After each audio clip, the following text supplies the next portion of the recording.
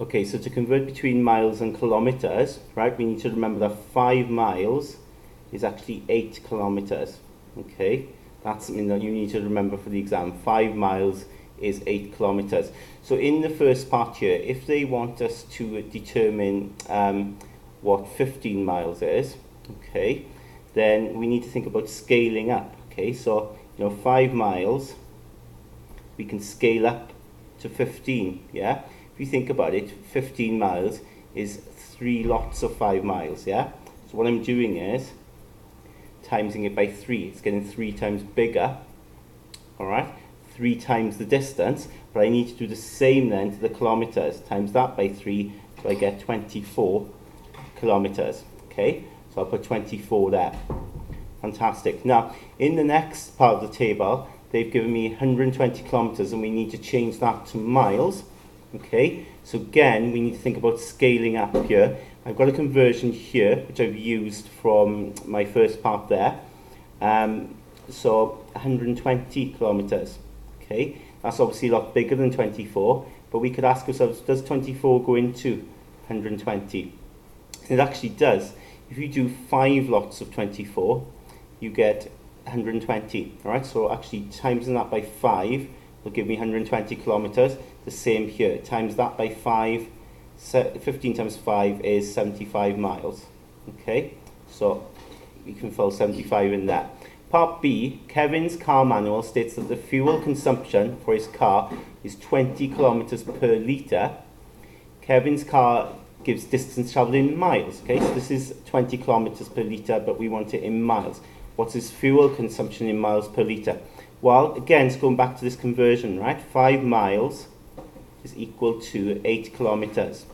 Now, we need to scale this so that we've got 20 kilometers, okay, 20. But the trouble is, if I write 20 here, I can't scale 8 up to 20, can't I? 8 won't fit into 20, right? Doesn't go into it perfectly. 8 goes into 20 like 2.5 times, I think, but it's quite challenging to work that out, isn't it? What I can do, okay, I can change this to a number which is a bit more suitable. For instance, if I halve it, okay, divide by 2, I get 4 kilometers. Okay, so if I'm halving that distance in kilometers, I need to halve this distance in miles. So I divide that by 2, so I get 2.5 miles, yeah? So I'm just halving the distance in kilometers, halving the distance in miles. But what's good then is I can scale this up to 20, because 4 goes into 25 times, isn't it? So if I times it by 5, I get 20 kilometers. So then, of course, I need to times this by 5. 2.5 times 5 is 12.5 miles. Okay, so the consumption is 12.5 miles per litre. Part C says Kevin usually insures his car with Admiral Insurance. The normal cost of insuring his car is a single payment of £210. In the special offer, Kevin is offered 1/6 of his car insurance if he pays 1 month early. So we're going to need to work out how much would Kevin save by paying 1 month early. Okay, how much would he save? Well, 1/6 off, so we need to work out 1/6 of £210. Okay, now of course when we work out 1/6 of something, that is the same as dividing by 6. Okay, 1/6 of something, same as dividing by 6. And to divide by 6, we can obviously use the bus stop method here. 6 into 2 doesn't go, carry it. 6 into 21 goes 3 times, which gives me 18, so there's a remainder of 3, and then 6 into 30 goes 5 times. So that would be £35.